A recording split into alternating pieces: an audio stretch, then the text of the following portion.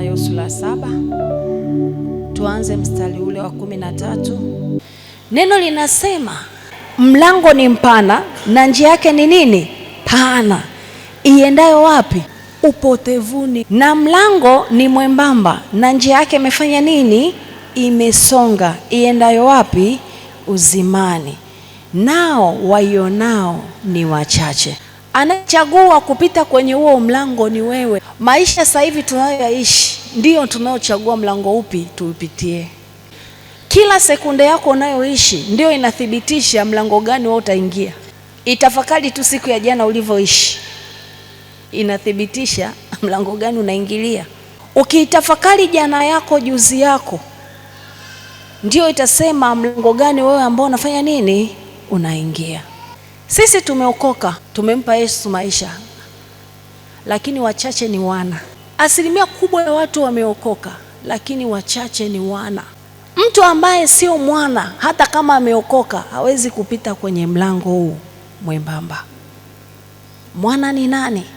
Mwana ni yule ambaye ameamua kumkiri Yesu kuwa Bwana na Mwokozi katika kweli.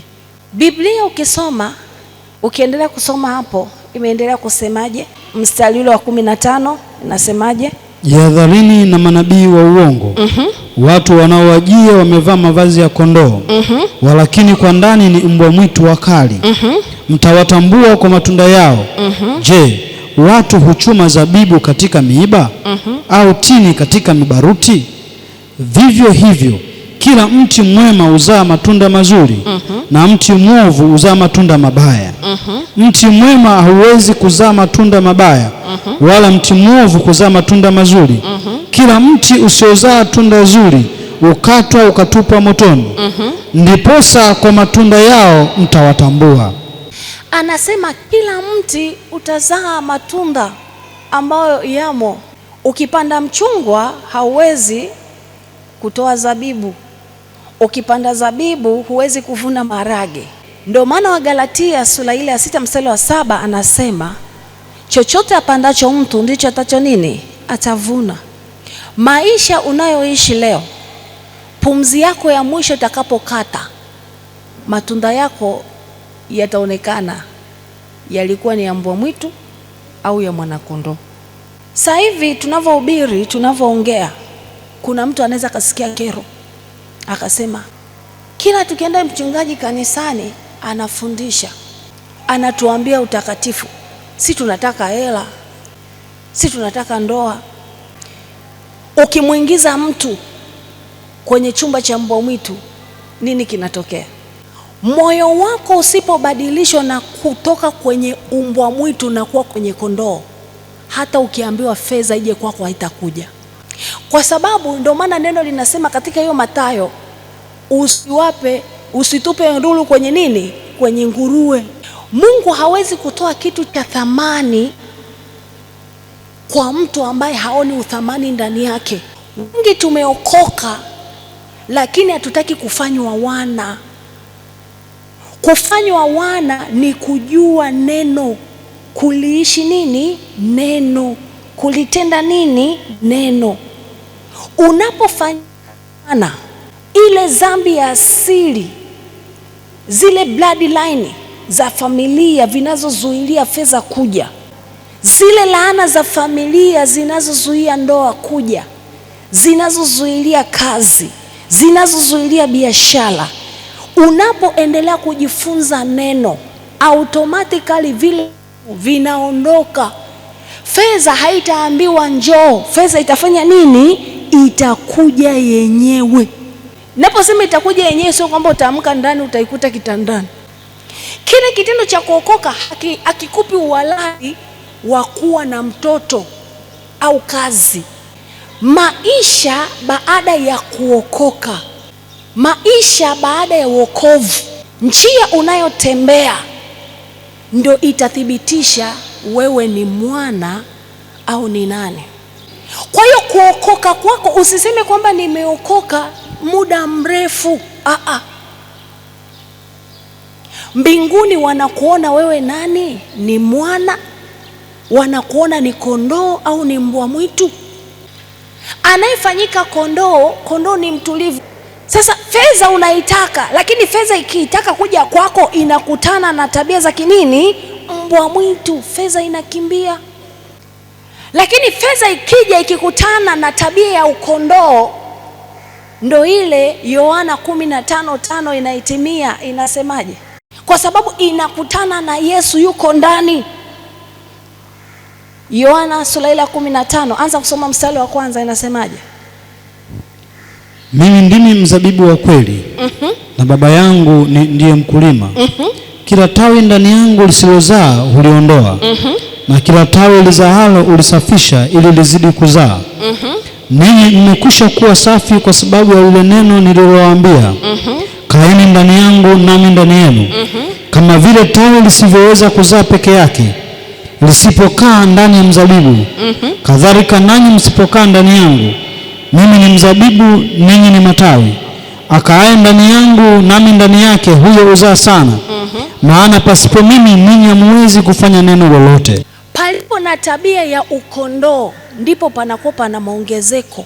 Palipokuwa na tabia ya ukondoo, hata sasa hivi ninapofundisha hivi utaelewa. Kwa sababu kazi ya mbwa mwitu ni kuleta purukushani. Kwa hiyo ukiwa na tabia za ile neno ninavyosema, mtu anakuwa ana vazi la, anaonekana nje ana vazi la nini? La kondoo, lakini ndani mwenye vazi la mbwa mwitu hawezi kupita katika ile njia nyembamba, kwa sababu ataenda kuua watu kule mbinguni. Biblia inasema pasipo imani haiwezekani kumpendeza.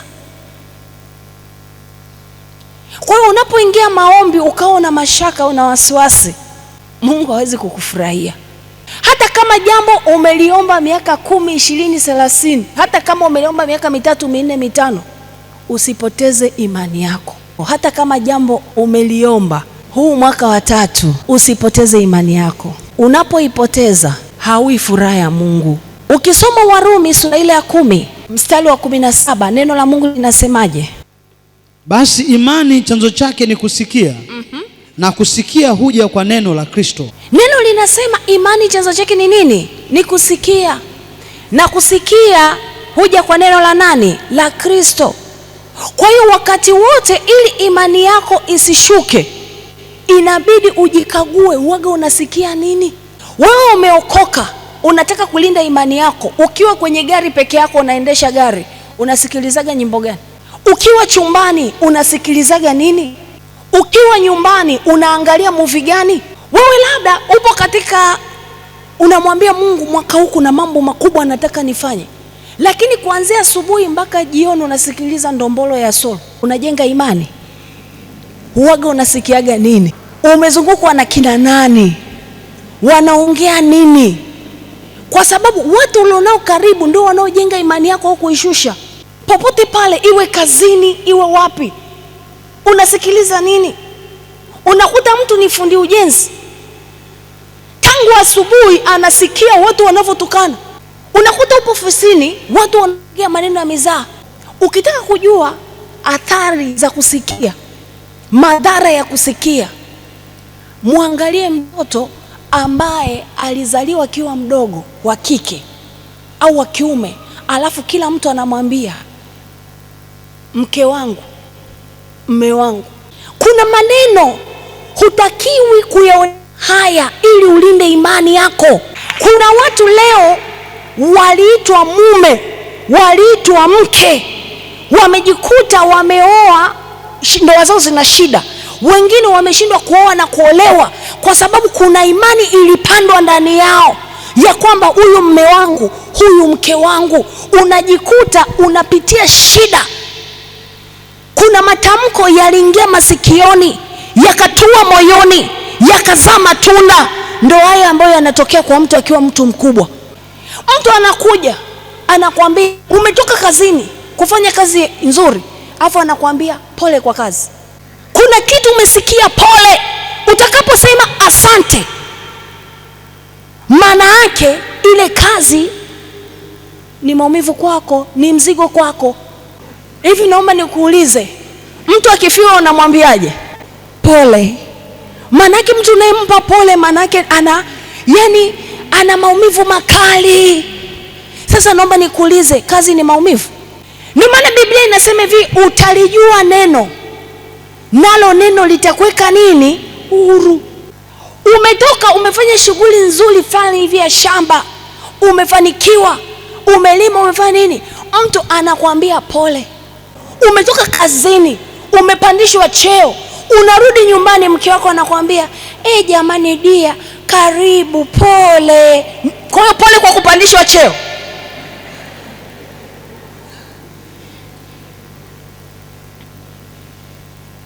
Kwa ndio maana Biblia inasema unapotembea lazima uwe makini sana. Mtu kitu unajua, neno linasema hivi, tutategwa kwa maneno ya kinywa chetu. Kama Biblia inasema imani chanzo chake kusikia, na kusikia uja kwa neno la Kristo. Kwa hiyo chochote unachokisikia ndicho kinachoenda kujenga imani ndani yako.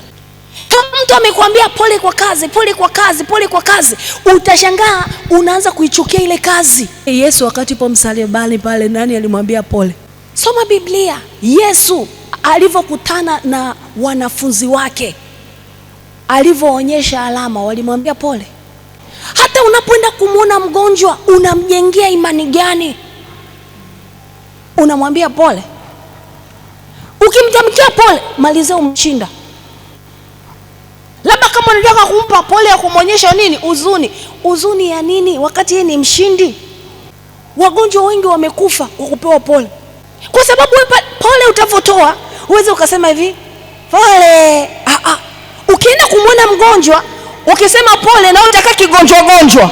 Mimi niliokoka inabidi niwe mjanja kama nyoka na mpole kama ua. Usiwe mjanja tu kwenye kusikia neno, uwe mjanja kwenye kutamka na kusikiliza yale unayotamkiwa. Chanzo cha imani ni Mungu mwenyewe. Ukianza kusoma Mwanzo sura ile ya kwanza mstari wa kwanza, hapo mwanzo Mungu aliziumba mbingu na nchi. Nayo nchi ilikuwa ukiwa tena utupu, na giza lilikuwa juu ya uso wa vilindi vya maji. Roho ya Mungu ikatulia juu ya uso wa maji. Mungu akasema, iwe nuru, ikawa nuru. Mungu akaiona nuru ya kuwa ni njema. Mungu akatenga nuru na giza. Ukisoma hiyo Mwanzo yote, Mungu alivyoweka anga la juu, anga la chini, Mungu alivyotenga maji, Mungu alivyoweka miche ya kondeni, Mungu alivyo, vyote ilikuwa ni imani. Wewe unapoona ukame, unaweka imani gani ya kutamka jambo litokee? Mungu alipoona giza, aliweka imani. Kwa hiyo kumbe, popote pale unapoona giza, katika ndoa, katika biashara, katika nini, jambo la kwanza inabidi upate utulivu. Umba imani. Wengi matatizo yakija hakuna kutulia. Neno linasema Mungu alipoona giza, roho yake ikatulia katika vilindi vya nini? Katika uwepo. Alitulia, alafu neno linasema Mungu akasema baada ya kutulia. Imani haiwezi kuja pasipo utulivu. Hapo mwanzo Mungu aliziumba mbingu na nchi. Nayo nchi ilikuwa ukiwa tena utupu, na giza lilikuwa juu ya uso wa vilindi vya maji. Roho ya Mungu ikatulia juu ya uso wa maji. Rudia hapo. Roho ya Mungu ikatulia juu ya uso wa maji. Alipoona nini? Alipoona nini? Giza. Alitulia. Utulivu ndio silaha ya kumshinda adui. Kwa giza linapotokea inahitaji utulivu. Mabaya yanapokutokea yanahitaji nini? Utulivu, ujue namna ya kushughulikia. Ni sawasawa na mtu anayeendesha gari, akisikia tairi limepata nini? Pancha. Asipokuwa na utulivu, ajali itafanya nini? Itatokea. Lakini yule mtu akiwa na utulivu, ataweza kukontrol gari na akasimama vizuri kabisa kwa usalama. Wengi mnapotembea, pancha ikitokea, unakuta mwingine ameanguka, amepinduka, unamkuta ameenda kuvaa hijabu. Pancha inapotokea, matatizo yametokea, upo katika wokovu, inabidi utulie. Umba imani ndani yako, anza kutamka. Hata Yesu, neno linasema, kina Isaya walisema atasulubiwa. Kwanza kusulubiwa, Yesu alipotulia akasubiria yaliyotabiriwa yatimie.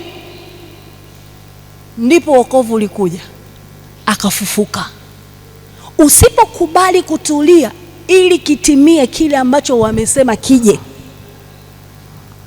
usipokubali kutulia, kile kitu hakitatimia katika neno, kitatimia katika uovu. Kuna vitu wametuma kwako ya kwamba usiishi labda mpaka miaka fulani, ufe kwa maradhi, magonjwa, ya kupasa imani yako itulie kwa Mungu, ili kile wanachokisema huo ugonjwa utokee, lakini wanaona haufi. Watasema lazima apate ajali, inabidi washuhudie ajali, lakini wanakuona umetoka mzima.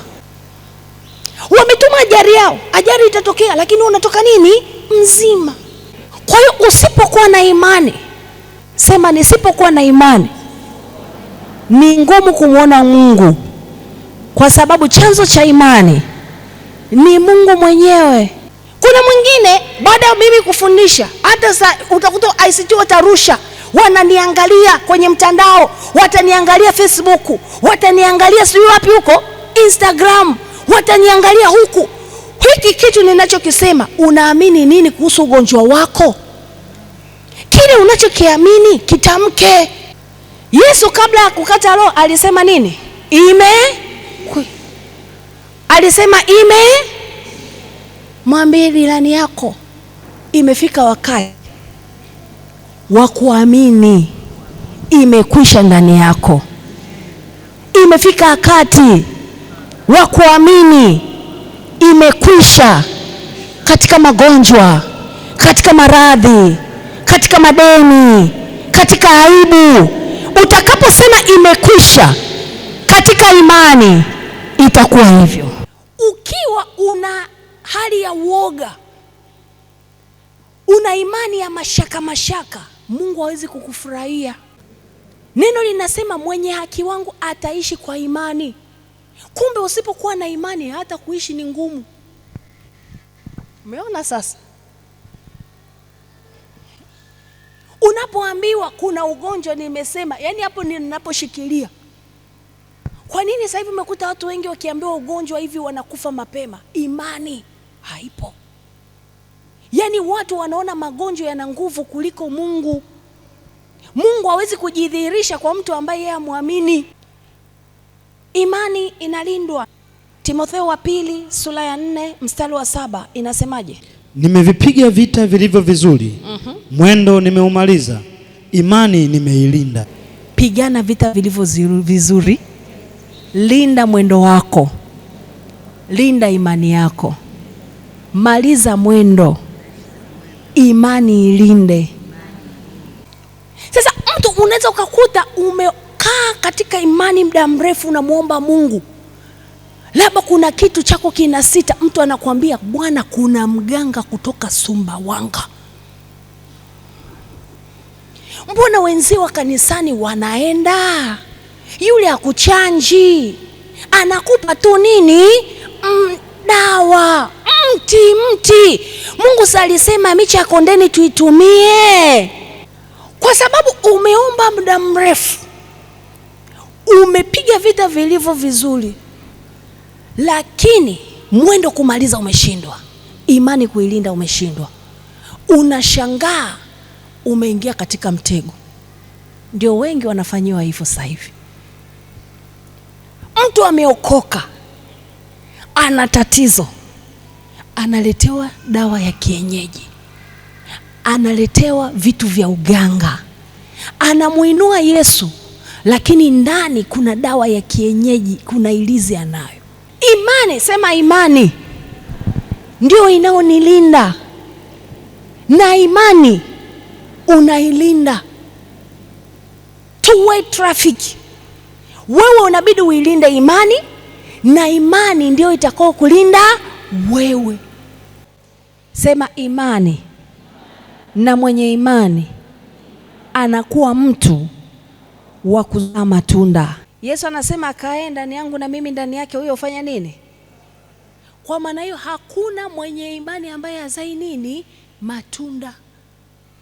Popote ulipo, uwe mtu wa kuzaa matunda. Angalia Yoshua, kokote alikuwa akienda anakuwa ni mtu wa kuzaa nini? Matunda. Angalia Yakobo alivyofika kwa nani? Kwa Labani, alikuwa mtu wa kuzaa nini?